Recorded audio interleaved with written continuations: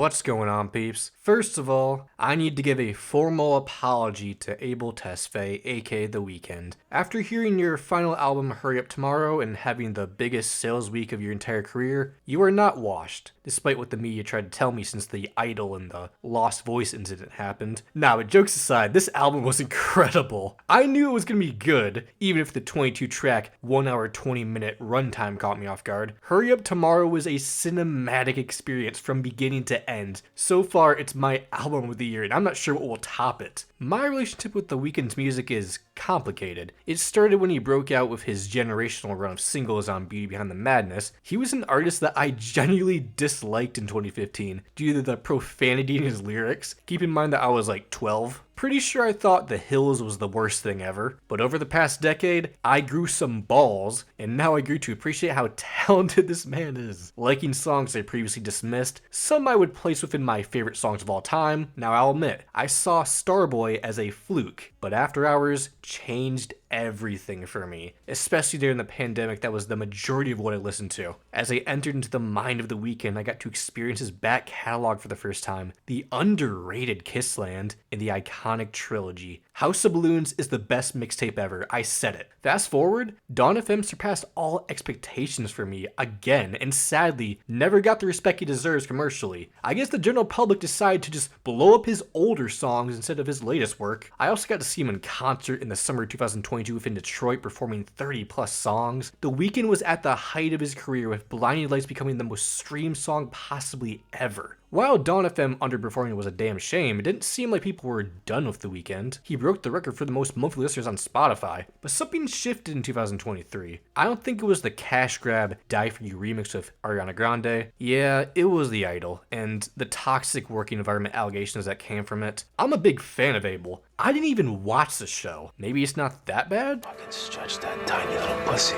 I'm sorry, I'm not fucking catch you looking at it, I'll fucking drag you down Rodeo. Fucking curb stomp you. Okay, these clips, bro. This is the same guy who was on Ornha. The Rolling Stone response too. Rolling Stone? Are they a little irrelevant? Man, it was hard to rep EXO, let me tell you. Going forward, I wasn't sure what to expect from this album in the lead up. The rollout was more lengthy than I expected, being kicked off with that massive concert in Sao Paulo, Brazil, before giving us Dancing in the Flames a week later in September that wasn't even placed on this album, followed by the big hit Timeless, mixed reviews of the single Sao Paulo, and multiple live performances until January. A 4-month push, plus the 2-year gap between albums. Given the existence of a film based on the album, it makes sense why it needed more time. But another factor was the fact that this is not only the last part of the modern Weeknd trilogy, it is the last Weeknd album, apparently. Now, I've seen this angle before, cough cough Jay-Z and Logic, but after hearing it, this truly might be the end. If After Hours is the death of The Weeknd, Dawn FM is this radio-like purgatory, I see Hurry Up Tomorrow as this heavenly paradise that ultimately leads to a rebirth. There's a lot of talk about how The Weeknd will be retired and he'll perform under his birth name or another stage name doing a different style. He's 34, so shifting into a more mature direction than this drugged out womanizer that people want makes sense. Abel is changing. Not even Future lives the life he proclaims in his music. Legacy will play a part here. Now that I've got this long introduction out of the way, this is what I took away from The Weeknd's final hurrah, Hurry Up Tomorrow. This is how you make a 20-song album. Make every song matter and not just use the length for higher sales numbers. Opening with Wake Me Up, a tag team with legendary EDM duo Justice, alongside a Thriller sample. You couldn't kick off a record any better with a thick, pulsating groove and breathtaking singing from Abel, starting slow until it kicks into gear a while on. We begin with Abel being unsure if there will be an afterlife on the other side for him, fearing all he has after all this time is his legacy, cycling through this lonely fate that is death. Time is slipping away, the situation is dire. As the day turns to dawn, he begins to question his faith in God. Is it a reality or delusion? Leaving him calling out to the Lord, begging for him to just be woken up and shown proof of his power, and to end up in an afterlife after all, hoping to move on from his past demons and become cleansed in rebirth, as he lays paralyzed as one does, when life fades away with his body shutting down, trapped inside of what is described as a limbo between purgatory and the afterlife he seeks, a dream dream that he can't wake up from, as it transitions perfectly into the next one, a theme that makes this record even more cinematic. Cry For Me is looking to be the next single for this record, and it makes complete sense. A catchy hook with bouncy trap influence groove, this will hopefully rule the spring. While it can be implied as a man not being able to get over a breakup, in context it fits as his hope his fans remember him when he's gone. A man who has the world in his palm, yet he sits in his $1 million penthouse alone. As he feels his soul leaving, slowly bleeding and lacking oxygen, he hopes they can play this song after he departs. It gives me don't be sad that it's over, smile because it happened vibes. He just wants EXO to let it happen and not fear. We're better on our own. We supported him when he was at his lowest, and now he's self-destructed due to the pressure. Touring as much as he did drained the man. And we'll get to an example. I Can't Fucking Sing may seem like a simple transition into the incoming banger, Sao Paulo, but it tells a sad story that I'm sure you've heard if you've been in the EXO scene. In September 2022, The Weeknd had to cancel a show in Los Angeles at SoFi Stadium after losing his voice during the opening track Alone Again, when he shouted the name of the city. You can hear it here. In Los Angeles! After he does so, he is noticeably off key and tries to save himself by singing lower.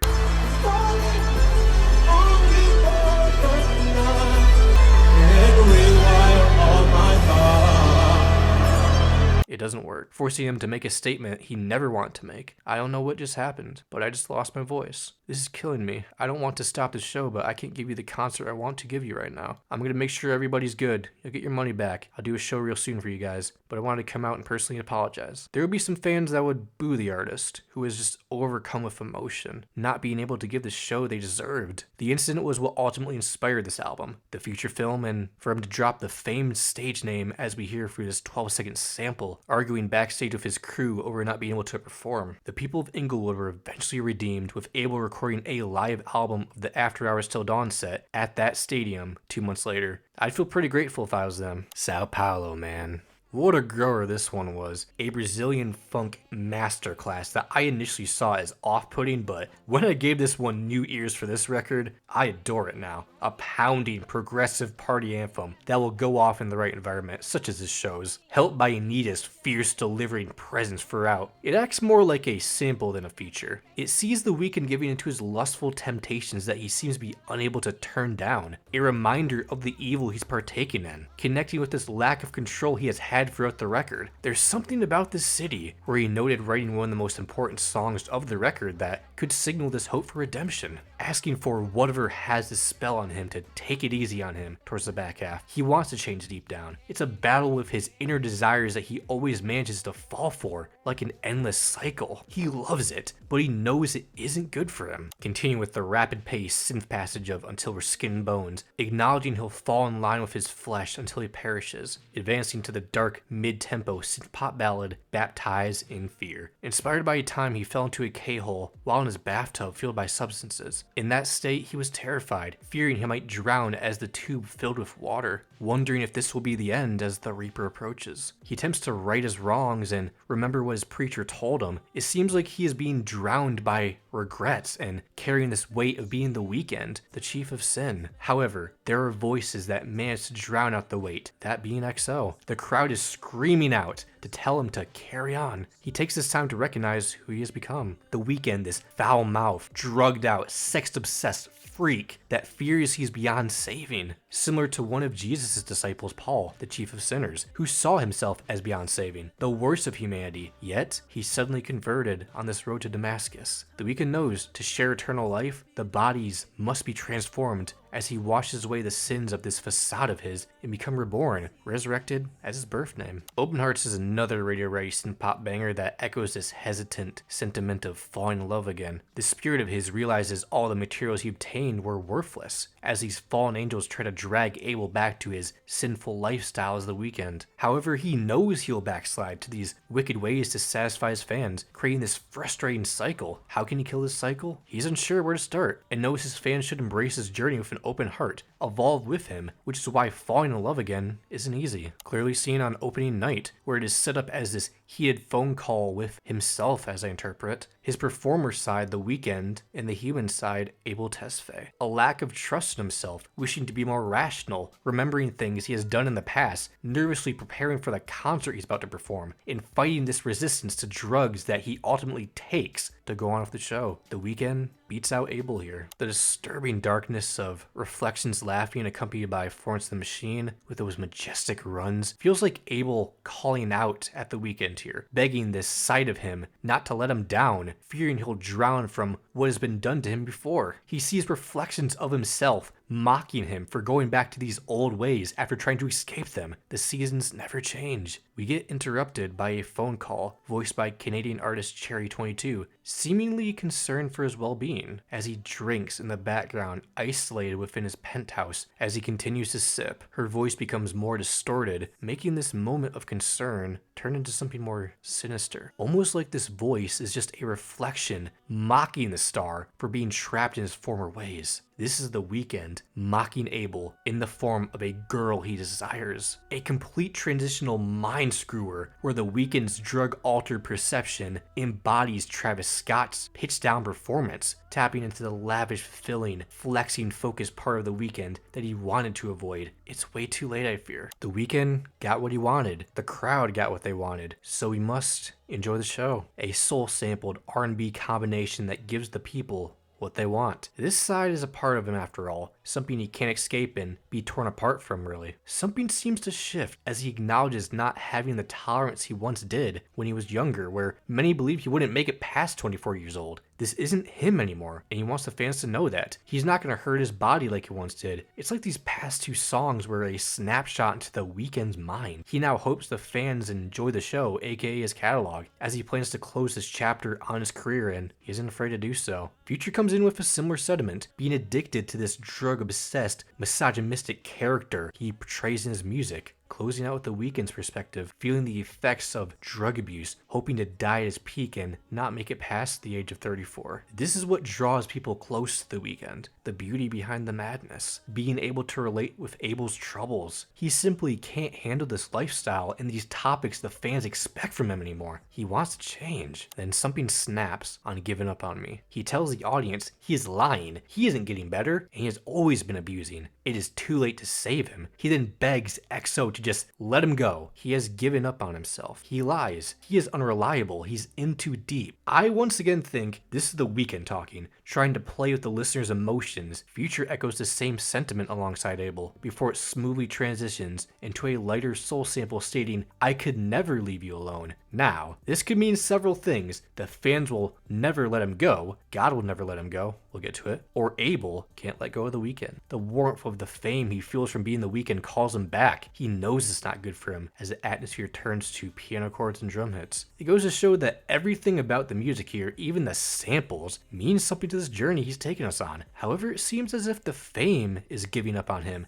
as he refuses to give up his soul again like he did on Starboy. So he turns to God, asking for his company, venturing towards the lush, happy feeling of "I can't wait to get there," where he seems to anticipate reaching a higher place. He appears to be rather hopeful here, his catalog being worth nearly $1 billion, selling his mansion to Madonna, hoping to reconnect with his distant father, wanting to close out any sort of drama in his life, while simultaneously dissing Drake for not selling his soul to OVO, further bringing up the intense Kendrick versus Drake beef of 2024, dismissing claims of stirring a Toronto war when a security guard of his manager's Cash was shot. Then a week later, a security guard of Drake's got shot. It got heated during those weeks, but Abel dismisses his involvement. He further mocks Drake dropping out of high school, something Abel can't relate to. I mean, come on. It seems like his braggadocious side came out here, where he embraces his fame as we transition to the big hit Timeless, a hip-hop team-up with Playboi Carti, where each of them flex their wealth, self-image, and timeless music. If I was to guess what this means in context to the record, it could be a moment of triumph, knowing that The Weeknd has done all he needs to do in music. He made it to the top of the mountain, but what now? Abel decides to humble himself and swallow his pride on the soulful R&B ballad Niagara Falls, where he accepts love into his life. In the past, he always saw love as pointless and only focused on sexual relationships built on lust. Even on Dawn FM, I noticed this change in maturity on the topic of love. I Heard You're Married sees Abel being shocked and disgusted, discovering he's in a relationship with a married woman, stating that he is too grown for that behavior. I feel like it would have been a different story a decade ago. I doubt he would have cared heck, he would have flexed about it. It's like Abel was reflecting on his past addictions of drugs, fame, and sex to show himself how much he has changed from those days. It would explain how he got from "I'm dying" to "look at this drama in my life." When you die, they say you get to experience the best moments of your life within a 20-minute time span. For The Weeknd,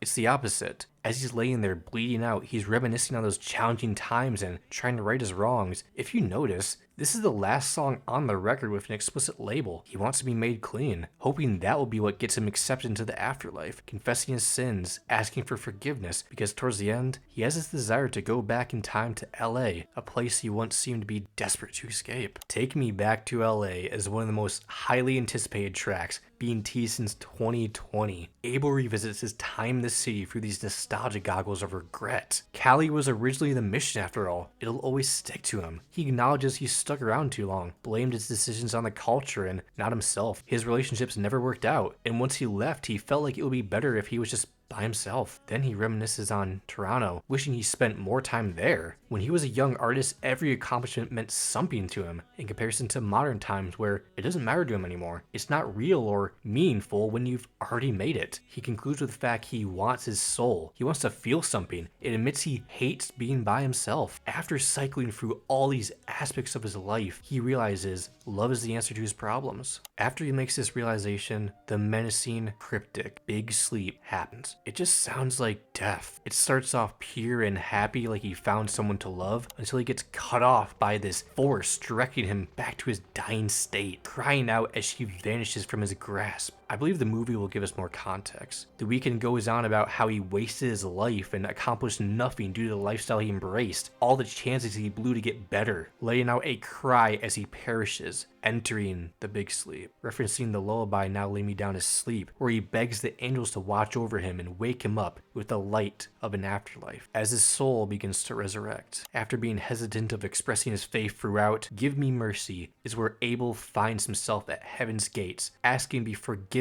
of his sins and past deeds, if it was worth Jesus dying on the cross, all in order to become a greater person. He knows what he did was foolish and made him miserable, even if the devil disguised it as paradise. Falling for your flesh like he did can kill a man. This is a legitimate Christian song from The Weeknd. It's incredible to see, truly. There was a teasing of this on Kanye West's Hurricane, which he technically didn't write, but I never knew we'd get to this point. Some Christian skeptics may question if this is truly him giving his soul to God. His God is Satan. Illuminati confirmed. I've been through this man's catalog. This is not the same man we saw in Beauty Behind the Madness and Starboy. Something happened. Just recently in September 2024, we heard this. I think about giving up every day, but I also find purpose every day. My relationship with God is stronger than ever. I find comfort in his presence when I need it most. I talk to him constantly. It's been a long journey, but I'm here. Advancing to the hard trap knocker drive that is fairly self-explanatory. He wants motivation, a drive, to begin this new era and journey as the resurrected Abel Tesfaye, asking for strength from God to push past his time as The Weeknd, even if there will always be a part of him in his soul. Soon enough, he turns the key and makes his drive to a new start. Unfortunately, Abel can't help but look into the abyss when it comes to this decision. Lighting this part of you up in flames is hard, especially when he never wanted to let it go. There's this fear he has that he'll lose recognition for giving this up. However, he can't act like someone he isn't anymore to make people happy. This entire catalog he built as The Weeknd is a legacy he is proud of. He can't just drag it on forever and ruin that legacy with a lackluster project. No wonder he wants to die at his peak. Abel shares his love for the Weeknd persona as he lets it go into the abyss. Lana Del Rey chimes in here with her lovely vocals, echoing over this dark string-led passage. She questions if leaving the Weeknd behind in the abyss is a threat, not a promise. Leaving that possibility, Abel will fall back on this side of him again. It feels like worlds are being pulled apart at this moment, splitting into a moment of sincerity for the fans on the electropop of Red Terror, telling them not to worry about what's to come with this new era, requesting to be referred to by the old familiar name, Abel Tesfaye. It seems like a warm lullaby from the artist to XO. Out of the album's context, it points towards Abel's relationship with his mother, who raised him solely, singing from her perspective as this woman who left Ethiopia in the mid-70s to seek refuge in Toronto, Canada. A decade later, she'd give birth to Abel. It's like he sings back to her on the chorus, confirming her comfort. Wholesome, cute track all around, moving to this fear of change on the atmospheric without a warning, where he seems to be looking at what he left behind him, The Weeknd, in questioning his motives again. Even though he wants to leave his past behind, he struggles to face the future. How do I know tomorrow's coming? Just like on Enjoy the Show, he acknowledges that he is getting older. He's not the young artist he once was with endless energy and strength, yet the crowd continues to cheer him on and motivate him to keep going. He hopes they continue to cheer as he makes this change. A rebirth is coming, even if Abel has his doubts. Closing out with the best song on the entire album, the title track. The song that single-handedly made me want to do this video. It showed me how important this album was to Abel. This is it. The end of The Weeknd, a realization that truly hit hard. As I finished this